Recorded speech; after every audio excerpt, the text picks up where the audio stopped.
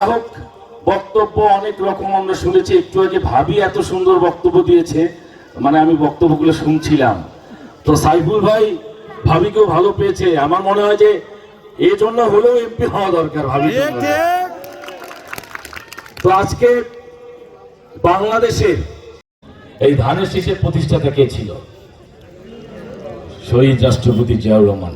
তো স্পষ্ট ভাষায় যে কথাটি বলতে চাই, 1971 সালের 25শে মার্চের কালো রাত্রিতে যখন এই বাংলাদেশের উপর পাকিস্তানের নির্মম অত্যাচার নির্যাতন শুরু হয়েছিল, যখন এই বাংলাদেশের হাজার হাজার গ্রাম ঘরবাড়ি পুড়ে ছারখার করে দেওয়া ছিল, আমাদের মা বোনদের সংগ্রহানি করা হয়েছিল, যখন আর্মিদের বুটের আঘাতে রক্তাক্ত হয়েছিল বাংলাদেশের মানুষ, তখন ওই শেখ মুজিব একজন রাজনীতিবিদ হিসেবে স্বাধীনতার ঘোষণা দেওয়ার কথা ছিল, দেননি। তখন আওয়ামী লীগের কোন নেতা স্বাধীনতার ঘোষণা দেননি, তারা ভারতে চলে গিয়েছিলেন।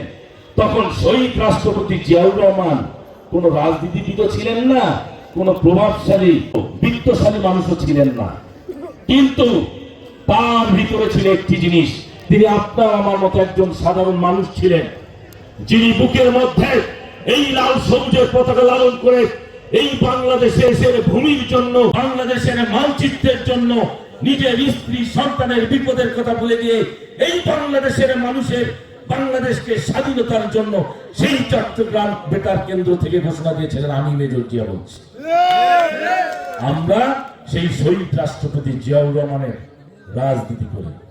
আজকে যারা বলেন যে বিএনপি কি, বিএনপি কোথায়, আরে ভাই, বিএনপি তো বাংলাদেশের স্বাধীনতার ঘোষণা দিয়েছিলেন। তো এই বিষয়গুলো আমাদেরকে মনে রাখতে হবে। সর্বোপরি দীর্ঘ ব্যাখ্যায় যাব না, আপনারা যদি সর্বশেষ লক্ষ্য করেন 24শে জুলাই বিপ্লবের আন্দোলন, এই আন্দোলনেও আপনাদের পীরগঞ্জের কৃতি সন্তান তথা রংপুরের কৃতি সন্তান আবু সাইদ কিন্তু জীবন দিয়ে এই আন্দোলনকে সফল করেছেন। গভীর শ্রদ্ধা ভরে স্মরণ করতে থাকে।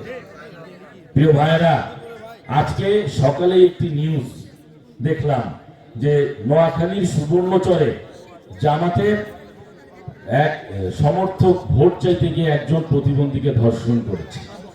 আমরা ধিক্কার জানাই, তাদেরকে সজাগ থাকতে হবে।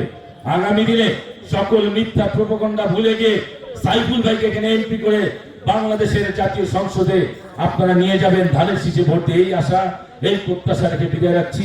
খোদা হাফেজ। বাংলাদেশ জিন্দাবাদ।